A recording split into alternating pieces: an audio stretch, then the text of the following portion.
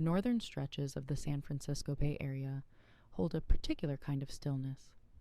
Wide valleys, long roads, air that cools quickly in the evenings, settling over fields and reservoirs like a thin layer of quiet. When the sun sinks behind the hills, the sky fades slowly. Colors wash out, distances soften. Lights appear in small groups, scattered across towns that sit apart from one another. Even today, there is a sense of open space here, a sense that sound travels easily, yet disappears just as easily into the landscape.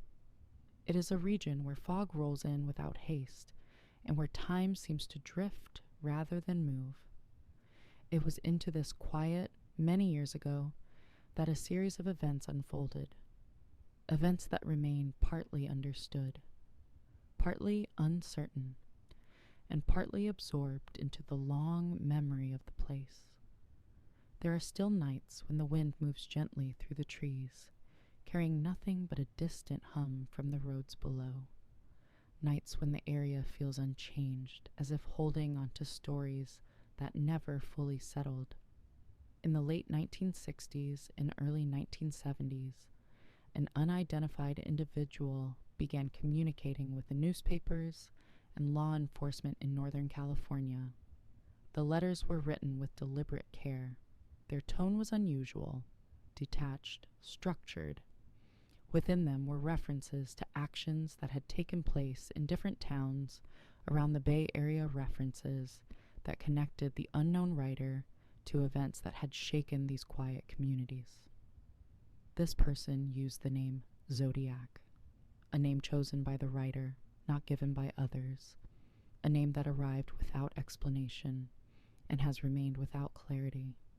The letters drifted into newsrooms, one after another, creating a presence that felt both distant and near.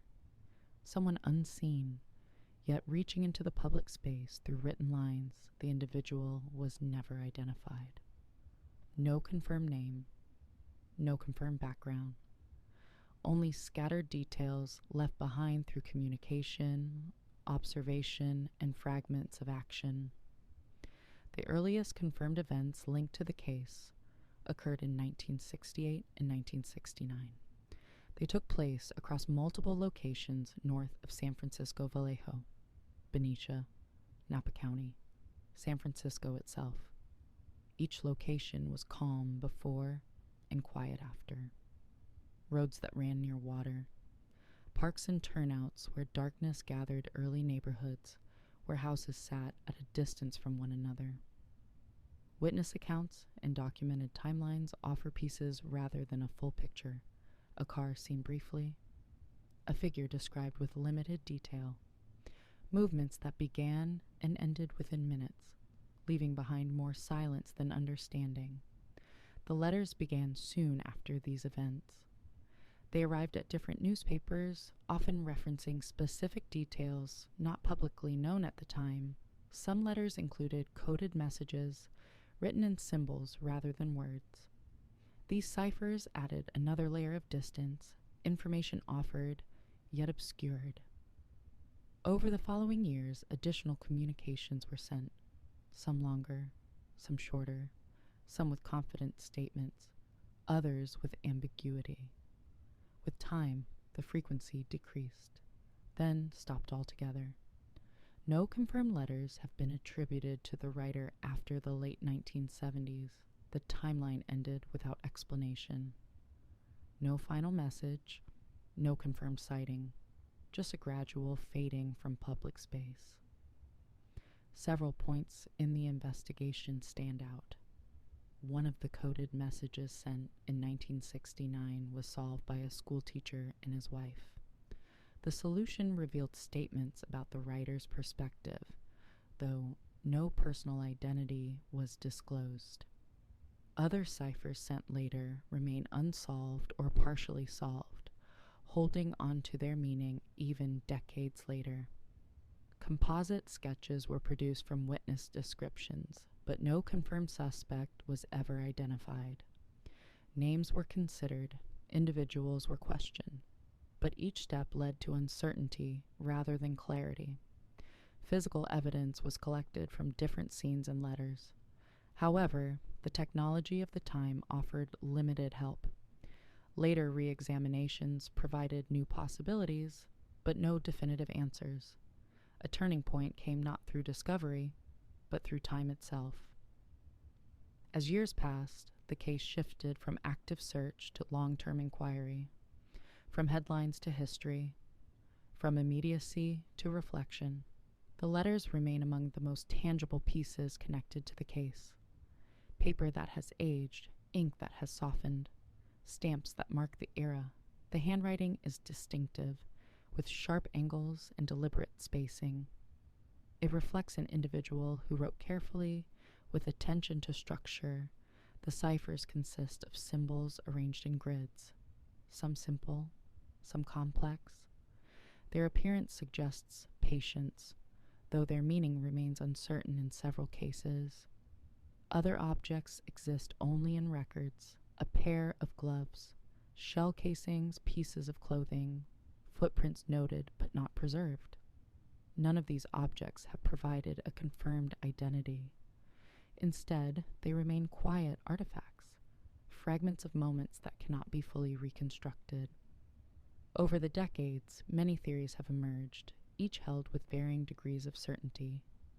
Some believe the individual was familiar with the region's geography. The locations involved suggest a person comfortable moving between towns, often at night. Others suggest the writer may have had experience with codes, or at least an interest in them, based on the structure of the ciphers. Some propose the possibility of military or technical background, though no confirmed evidence supports this. There are theories that multiple individuals may have been involved, either in actions or in letters. Others argue for a single person, pointing to consistency in handwriting and tone. Some believe the case might never be fully resolved, due to time, the loss of opportunities, or the possible death of the individual responsible. These ideas remain possibilities rather than conclusions. Each theory sits at a distance, interesting to consider but not definitive. The absence of a confirmed identity keeps all interpretation suspended. Northern California has changed since the late 1960s. Roads are busier. Towns have grown, light spread farther into what once were quiet outskirts. Yet the landscape still holds long stretches of calm. Reservoirs where water moves slowly. Hills that rise gently in every direction. Backroads that curve through open fields and shaded groves. The same fog still drifts across the land in the evenings. The same silence settles in places where traffic fades.